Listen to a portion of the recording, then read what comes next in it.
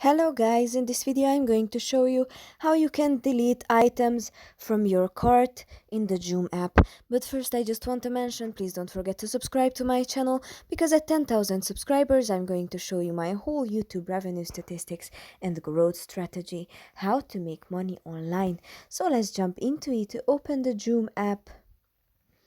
On the bottom in the middle you can see my cart. And you can see in this red circle the number 2. That means I have 2 items in my cart.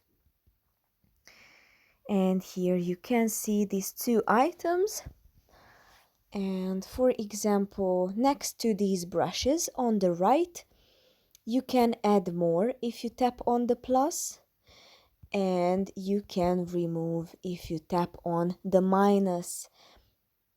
Tap on delete and I deleted. If I tap on the minus on this woman's sneakers on the right, here you can see the number, and below the number is the minus. I tap on it and it removes the item if I tap on delete. And you can see my cart is empty. That's pretty much for this video. I hope it was helpful for you. If it was, please consider subscribing and see you in the next one.